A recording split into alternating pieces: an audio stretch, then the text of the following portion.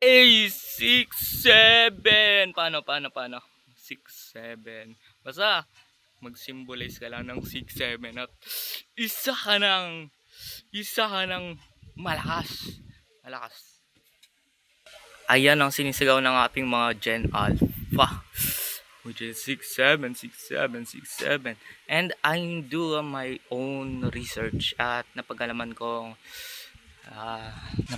yung origin niya. At ang origin niya ay isang bata na sumigaw ng 6'7" doon sa isang 6'7" ata na tall na player. I don't know, basketball ata yung pinapanood niya noon, and then sumigaw siya ng 6'7", at dahil bata yung taong yun at they have the charm and they have the Gen Alpha, Gen Alpha, uh, Gen Alpha, basta naging taste viral, naging sensation siya ng mga memes at napunta sa Roblox at napunta na sa iba-ibang mga internet circulation. At dahil bet na bet ng Gen Alpha ang meme na 6'7", ay kumalat na rin sa Facebook at kumalat na parang virus at bigla na lang nagkaroon ng 6'7", like that.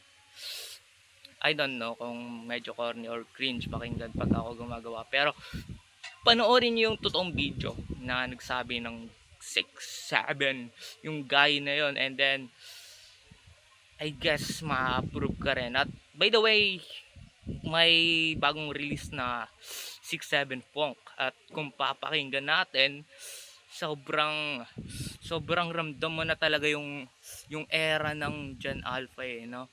Yung phone addiction, yung vibe ng phone addiction, ramdam na natin 'yun sa era ng 6'7".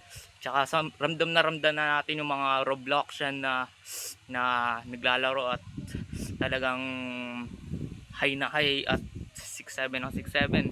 So yun, by the way mga guys, ang aking personal na opinion about sa nagsusirculate na meme na 6'7" ay ipagpatuloy nyo lang yan hanggang wala kayong nasasaktan, hanggang wala kayong ginagawang mali sa kapwa nyo. Ipagpatuloy nyo lang kung ano yung ginagawa nyong trend, whatever na ginagawa nyo yan.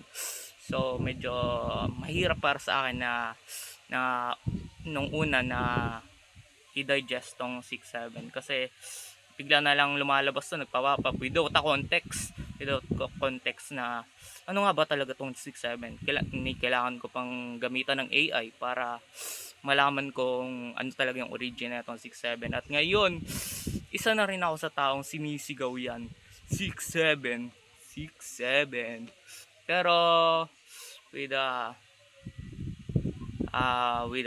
pride of being Gen Alpha, so we accepting that humor, especially on this generation. Well, just I don't know, I don't like kids, I don't like 14, 12, 13 peoples. They are very toxic on internet, but I'm a fan of 6'7", really fan of that.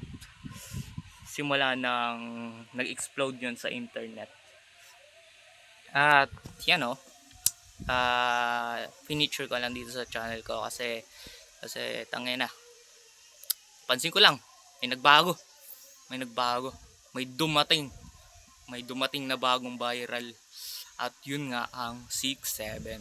So maraming salamat sa panonood mo ka 6'7", at kung na-enjoy mo ang video ko, like, comment at subscribe ka na rin ako pang makarinig ka pa ng ibang mga podcast galing sa isang tao na pinanganak sa 2005. Anyway, I don't know, hindi ko close yung mga ka-era ko for a reason na baka iba yung mga hobbies nila, iba yung hilig nila. But as for now, eto na nga, 6'7", at sinisigaw rin yan ng ibang mga Pilipino dito sa Pilipinas. 6'7".